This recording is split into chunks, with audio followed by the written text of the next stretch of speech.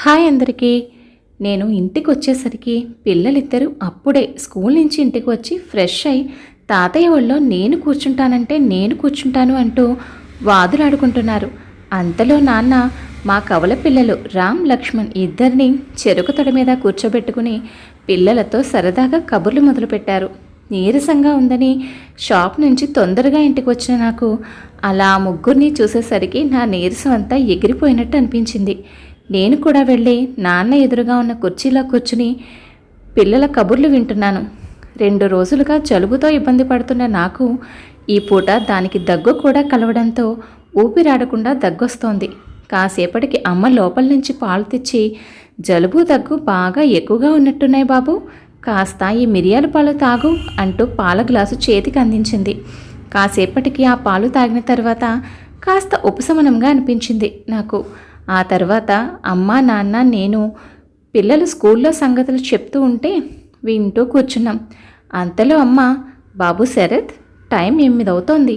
ప్రతిరోజు 7 గంటలకే ఆఫీస్ నుంచి వచ్చే కోడలు పిల్ల ఇవాళ ఇంకా రాలేదు ఏంటి అంది. శ్రావణికి రావడం కాస్త లేట్ అవుతుందని నీతో ఆ విషయం చెప్పమని చెప్పిందమ్మా, నేనే చెప్పడం మర్చిపోయాను అనే అంతలో గుమ్మం ముందు కారాగిన శబ్దం. పిల్లలిద్దరూ హాయ్ మమ్మీ వచ్చింది అంటూ శ్రావణి దగ్గరికి పరుగులు తీశారు. లోపలికి వస్తున్న శ్రావణిని ఇప్పటికే లేట్ అయింది, త్వరగా వెళ్ళి ఫ్రెష్ అయ్యిరామ్మా, భోజనాలు చేద్దురు గాని అంది అమ్మ. కాసేపటికి అందరం డైనింగ్ టేబుల్ దగ్గర చేరాం. శ్రావణి భోంచేస్తూ, అత్తయ్య, మధ్యాహ్నం మీరు చేసిన ఆవపెట్టిన పనసపొట్టు కూర చాలా బాగుంది. ఈయనకి ఇష్టమని నేను 3-4 సార్లు ట్రై చేశాను, కానీ మీరు చేసినట్టు మాత్రం ఎప్పుడూ కుదరలేదు. ఆ కూర ఎలా చేయాలో నాకు కూడా నేర్పించరు అడిగింది శ్రావణి. అదేమంత భాగ్యమమ్మా, నీకు వీలు కుదిరినప్పుడు నేర్చుకుందువు గాని అంది అమ్మ నవ్వుతూ. అలా భోజనాలు ముగిశాక పిల్లల్ని తీసుకుని అమ్మ వాళ్ళు వాళ్ళ గదిలోకి వెళ్ళారు. రోజు రాత్రి నిద్రపోయే ముందు నానమ్మ చెప్పే కథలు వినడం పిల్లలకు అలవాటు. ఇక నేను శ్రావణి మా రూమ్లోకి వచ్చేసాం. మంచం మీద పడుకోగానే నిద్ర నా దగ్గరకు రానంటుంది. మనసులో ఏవేవో ఆలోచనలు. ఇప్పుడు నా జీవితంలో ఉన్న ఈ ప్రశాంతత, ఆనందం ఒకప్పుడు నా జీవితంలో లేవు. దీనంతటికీ కారణం ఆ రోజు నేను తీసుకున్న నా నిర్ణయమే అనిపిస్తుంది. అసలు ఏం జరిగిందంటే, ఓ రోజు రాత్రి నేను శ్రావణి భోజనాలకు కూర్చున్నాం. నేను ఎంతసేపటికి భోజనం చేయకుండా శ్రావణితో విషయం ఎలా చెప్పాలా అని అర్థం కాక ప్లేట్లో ముగ్గులు పెడుతున్నాను. నన్ను చూసి శ్రావణి విషయం కనిపెట్టేసింది. ఏంటండి, 2 రోజుల నుంచి చూస్తున్నాను, మీలో ఏదో మార్పు కనిపిస్తుంది. ఏ పని సరిగ్గా చేయడం లేదు. అసలు మీ మనసులోనే లేదు. ఎందుకు ఆ పరధ్యానం? ఉదయం అంతే, టై తిరగేసి కట్టుకున్నారు. ఒక కాలుకి వేసుకోవాల్సిన షూస్ మరొక కాలుకి వేసుకున్నారు. ఏదో సమయానికి నేను చూసి చెప్పాను కాబట్టి సరిపోయింది, లేదంటే ఏం జరిగేది అంది శ్రావణి. ఇంతకీ మిమ్మల్ని అంత ఇబ్బంది పెడుతున్న విషయం ఏమిటి అని అడిగింది శ్రావణి.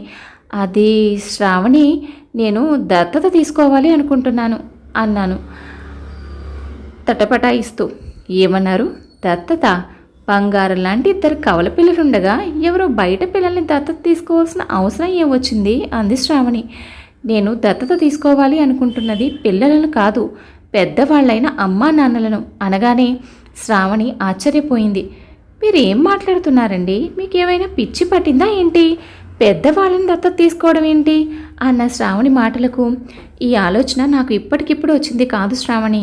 నేను ఎప్పటి నుంచో ఆలోచించే ఈ నిర్ణయానికి వచ్చాను. అయినా మీరు అంతలా ఆలోచించి పెద్దవాళ్ళను మీ అమ్మా నాన్నలుగా దత్తత తీసుకోవాల్సిన అవసరం ఏం వచ్చిందండి? శ్రావణి, నీకు తెలుసు కదా, నేను ఒక అనాథనని.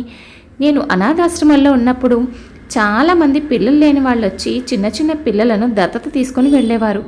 అలా వాళ్ళు ఆ పిల్లలను తీసుకుని వెళ్తూ ఉంటే నన్ను కూడా ఎవరైనా తీసుకెళ్ళి పెంచుకుంటే బాగుండు, నాకు కూడా అమ్మా నాన్న ఉంటే బాగుండు అనుకునేవాడిని. కానీ నేను కాస్త పెద్దగా ఉండడంతో నన్ను ఎవరూ తీసుకెళ్లేవారు కాదు. ఏదో దురదృష్టంలో అదృష్టం అన్నట్టు నన్ను పెంచుకున్న అమ్మా నాన్నలు ఆశ్రమానికి వచ్చినప్పుడు ఆ దేవుని దయో ఏమో కానీ వాళ్ళు నన్ను తీసుకొచ్చి వాళ్ళ సొంత బిడ్డలా పెంచి పెద్ద చేశారు. ఆ రోజు మా అమ్మ నాన్న నన్ను తీసుకురావడం వల్లే కదా ఈరోజు నేను ఈ స్థాయిలో ఉన్నాను. నన్ను బాగా చదివించి నాన్నగారు ఆయన బిజినెస్ మొత్తాన్ని నా చేతిలో పెట్టారు. ఆయన కొడుకుగానే ఈ సమాజంలో నాకు ఒక గుర్తింపు దొరికింది. ఆ తర్వాత మన పెళ్లి జరగడం, ఎంతో సంతోషంగా ఉంటున్న మన జీవితాలను ఆ అనుకోని సంఘటన పూర్తిగా మార్చేసింది. గుడికి వెళ్ళొస్తుండగా అమ్మా నాన్న యాక్సిడెంట్లో ఒకేసారి మనకు దూరమయ్యారు. మనవలను ఎత్తుకుని ముద్దాడాలని ఎంతో ఎదురు చూసిన వాళ్ళు మనకు పిల్లలు పుట్టకుండానే మన జీవితాల్లో నుంచి వెళ్ళిపోయారు. నేను బిజినెస్ పని మీద, నువ్వు జాబ్ వర్క్లోనూ బిజీగా ఉండడం వల్లే కదా పిల్లల్ని చూసుకోవడానికి కేర్ టేకర్ని పెట్టుకున్నాం. ఎంత జీతం ఇచ్చి పెట్టుకున్నా డబ్బు కోసం వచ్చిన వాళ్ళు అలానే ఉంటారు.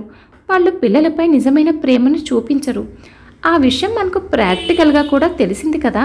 ఒకరేమో పిల్లల్ని తిట్టి కొట్టేవారు, మరొకరేమో పిల్లలకు ఫుడ్ పెట్టకుండా అంతా వాళ్ళే తినేసేవారు, ఇంకొకరేమో ఇంట్లో విలువైన వస్తువులని దొంగిలించేవారు. ఇన్ని దెబ్బలు పడ్డాకేగా ఇక ఆ కేర్ టేకర్స్కి ఓ నమస్కారం పెట్టి పిల్లల్ని హాస్టల్లో జాయిన్ చేశాం. కానీ శ్రావణి, పిల్లల్ని హాస్టల్లో అయితే జాయిన్ చేశాం, కానీ మనం వాళ్ళని చాలా మిస్ అవుతున్నాం. ఈ వయసులోనే కదా మనం పిల్లలతో సమయం గడపగలిగేది. తర్వాత చదువులని ఉద్యోగాలని వాళ్ళే మనకు దూరంగా వెళ్ళిపోతారు. శ్రావణి, రోజు ఇంటికి వచ్చేసరికి ఇల్లంతా నిశ్శబ్దంగా ఉండడం, మన కోసం ఎదురు చూసేవారు ఎవరూ లేకపోవడం నాకెందుకో నచ్చడం లేదు. ఆ మాత్రం పిల్లలతో గడపడానికి కూడా వీలైనప్పుడు ఇంత కష్టపడి సంపాదిస్తున్న ఈ డబ్బు అంతా ఎందుకా అని నాకే అనిపిస్తుంది. అంటే పిల్లల్ని చూసుకోవడం కోసం జీతం లేని ఆయాలుగా ఉంటారనా నువ్వు పెద్దవాళ్ళని దత్తత చేసుకోవడం అన్న శ్రావణి ప్రశ్నకు, చచా అలా కాదు శ్రావణి, నువ్వు నన్ను తప్పుగా అర్థం చేసుకున్నావు. మనం ఎలాగూ మనకు ఒక పెద్ద దిక్కు లేకుండా బాధపడుతున్నామో మన పిల్లలు అలాగే మనము ఇంకా తాతయ్య నానమ్మలు లేరని బాధపడతారు. అలాగే జీవితాంతం పిల్లల కోసం ఎంతో కష్టపడి చివరి దశలో పిల్లల ప్రేమ కోసం పరితపిస్తూ వృద్ధాశ్రమంలో బాధపడుతున్న ఒక వృద్ధ జంటను అమ్మా నాన్నలుగా తెచ్చుకోవాలని అనుకుంటున్నాను. వాళ్లకు కావలసిన ప్రేమను మనం వాళ్ళకిస్తాం, మనకి కావలసిన ప్రేమను వాళ్ళు మనకిస్తారు. నువ్వు చెప్తుంటే వినడానికి బాగానే ఉంది, కానీ శరత్, మనం చిన్న పిల్లల్ని తెచ్చుకొని పెంచుకుంటే వాళ్ళకి చిన్నప్పటి నుంచి మన పద్ధతులు అలవాట్లు నేర్పిస్తూ సంస్కారవంతులుగా తీర్చిదిద్దుకోవచ్చు.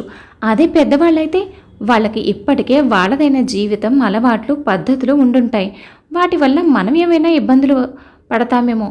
కన్నబిడ్డలే పెద్దవాళ్లకు వచ్చే అనారోగ్య సమస్యలను భరించలేక వాళ్ళని వృద్ధాశ్రమాల్లో పడేస్తున్నారు. అలాంటి వారిని మనం తెచ్చిపెట్టుకోవడం సరైనదేనా అన్న శ్రావణి మాటలకు, శ్రావణి, ప్రతి విషయంలోనూ మంచి చెడు రెండూ ఉంటాయి. వాళ్ళ ప్రేమను మనం కోరుకుంటున్నప్పుడు అప్పుడప్పుడు వాళ్ళకొచ్చే అనారోగ్యాలను మనం ఆ మాత్రం చూసుకోలేమా? కానీ నువ్వు తీసుకున్న నిర్ణయాన్ని సమాజం ఒప్పుకుంటుందో లేదో.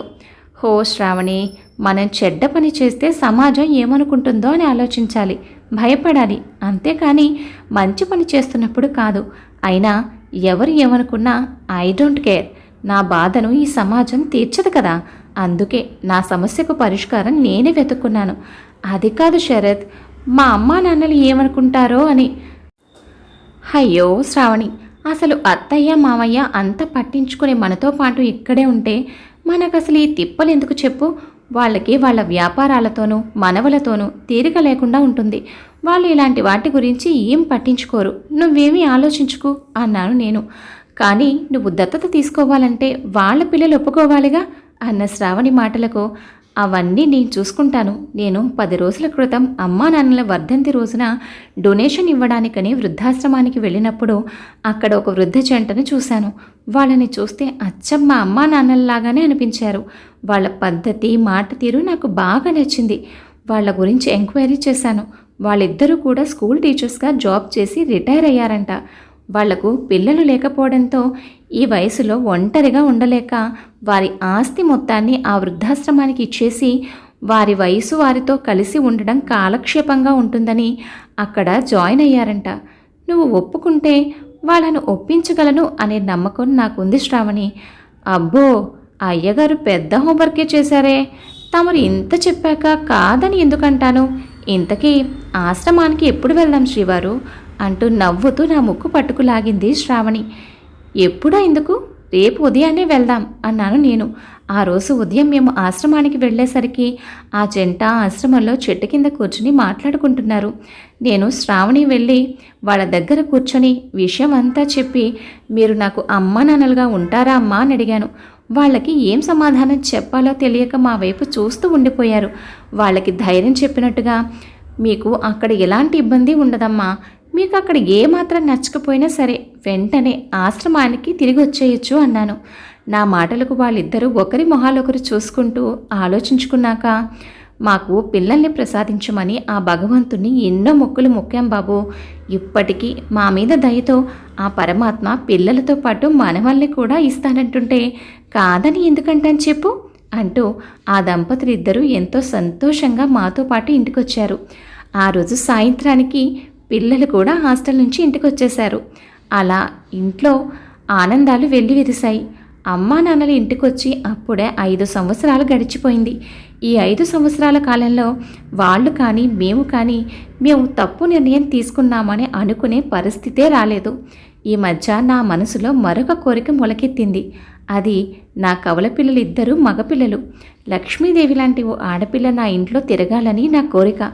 నా ఈ కోరిక ఎప్పటికి తీరుతుందో చూడాలి మరి. కథ విన్నారు కదండి. కథపై మీ అభిప్రాయాన్ని తప్పకుండా కామెంట్ చేయండి. మరొక మంచి కథతో మళ్ళీ కలుద్దాం. ఉంటాను మరి.